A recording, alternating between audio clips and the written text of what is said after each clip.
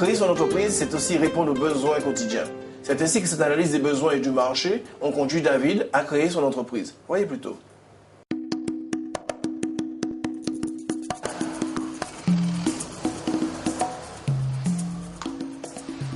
J'ai fait un BEP, CAP, électrotechnique au Trinité France Fanon.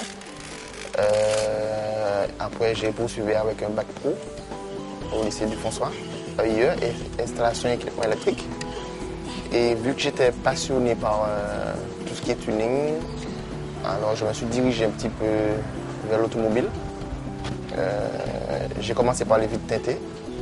Après, ça a poursuivi avec le son, la décoration auto et vice-versa. C'est un rêve vraiment difficile, mais il faut en vouloir. Et puis il faut se donner les moyens. On veut se prouver à lui-même, à soi-même déjà, qu'on peut y arriver, qu'on peut se donner, que la vie est difficile. Et c'est pas en pleurant ou bien en écoutant les gens qui te disent que tu ne vas pas arriver, que tu vas faire quelque chose. Il faut avoir du courage dans la vie. Ma mère, elle a créé son entreprise. Elle m'a montré le chemin, comment faire, comment gérer.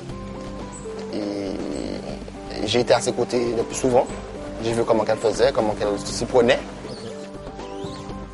J'ai plus ma force dans la rage de vin, comme on dit. Et puis, le soutien, comme je vous dis, auprès des amis, auprès de la famille. Voilà. Le démarrage a été plutôt long. On ne sait jamais dans la vie qu'est-ce qui nous réserve. Et j'ai eu un très bon ami d'enfance qui m'épaule, jusqu'à maintenant qui m'épaule toujours. Et on essaie d'avancer. Est-ce que c'est un métier passionnant? Au début, oui. Maintenant, un petit peu moins.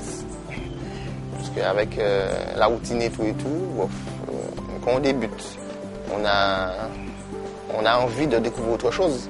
Lorsqu'on est dedans, ça fait un petit moment, la petite flamme s'éteint un petit peu. Elle est toujours là, mais ça s'éteint un petit peu. Un conseil, je peux donner à un jeune qui veut se lancer. Alors, s'il n'est pas prêt à faire des sacrifices et à travailler, c'est pas la peine. Vous vous sentez une âme de créateur? Alors, laissez parler votre talent.